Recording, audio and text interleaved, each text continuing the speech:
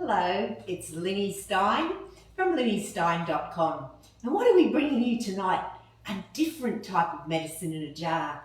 Our garden, the garden harvest today, we've got lots of beets. We call them beetroot, but it's often known around the world just as beets. These are they're cleansing on the liver. You know, the liver that has lots of roles, but it stores a lot of the toxins. So it's very important to give it a good cleanse. And here we'll show you how easy it is to make. Today from our garden harvest with the cabbage, we've put them into the big crock there. So we just have a little bit left over, and all that we have in there is just plain cabbage, salt, and a little bit of seaweed, because that's how we love to make our classic sauerkraut. You'll see the little black seaweed through the Himalayan fine salt. That's what we put in all our ferments. So we're starting off with just a little bit of leftover. Now it's produced a lovely amount of its own liquid. So there you'll see, that's just that salt. It sucks, it draws that out. So we'll just put a little bit on the bottom. Now this is not a sauerkraut, it's a beverage. So then we're putting in some beets. Now we've just made them chunky. Don't make them too fine, because otherwise they'll ferment too fast, because it's a sweet vegetable. So chunky is fine, and leave the skin on, because that's where all the goodness is. These are grown organically, they've come straight out of our soil. So if we remove that, we're going to remove all the mighty invisible organisms. Where they all start. They start in the soil, then they get onto our veggies. So we want them to be there. So there they are. Then we're going to put two of the most wonderful anti-inflammatories. We've got the cleanser there, so now we'll put the big anti-inflammatories, which is the turmeric and the ginger. You don't need to put lots. This is just a very simple, very tasty mix. And then a little bit of lemongrass that I've cut from the garden. So that's it. How easy is that? And I can tell you it's very tasty. Then we just top it up with a beverage. In this case, I'm just using clean water.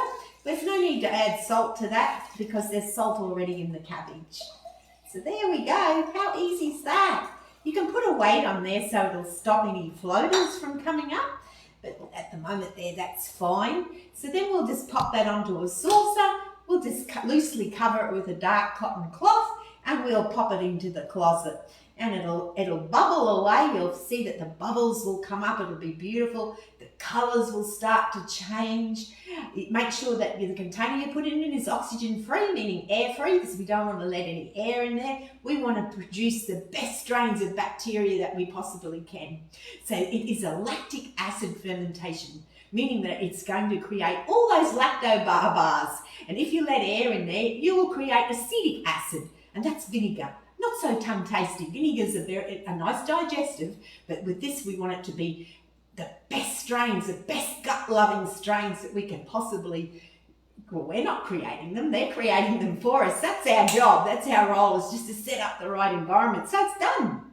That's it. Now, at the moment we have beautiful, cool weather, so I'll leave it out for 2 to 3 weeks, because it's a sweet veggie. It'll ferment a lot quicker than, say, just your cabbage. That little fella there, we'll check him at 4 to 6 weeks. So because it's cooler, probably 6 weeks will give it a lovely ferment. And that little bits of seaweed in there, they'll plump up. They actually plump up. They go from dry and they come back to almost fresh. Just beautiful. Just nice and simple combinations. So there we have our liver cleanser. You can then make it into lots of things. Medicine in a jar, another medicine in a jar, like we make our sauerkraut tonic. You can just have it as like little shot sizes. You can make it into drinks. You can make it into a salad dressing. You can, when you strain that off, because that'll be pretty spent, all that solids in there you don't use. You can just use it as fibre. So what I do is I use it to make it into treats. Like I just put it into a blender and I'll just blend it away with.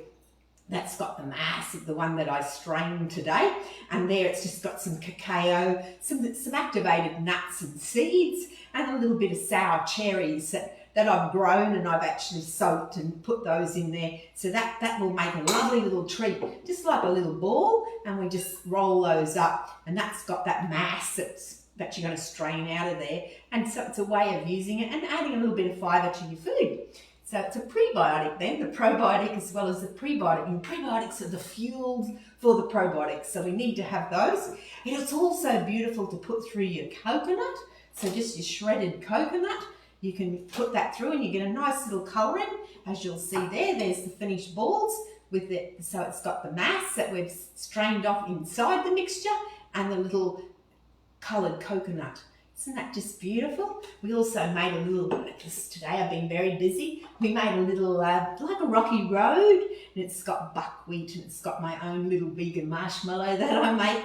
So that's in there, the vegan, because it has like seaweed in there instead of a gelatine. So that's got the mass put in there, and again it's got the coconut on top. So you can see there's lots of little things that you can do with it that are so tasty and beautiful for you. So get that going. It's very easy, quick to make, quick to ferment.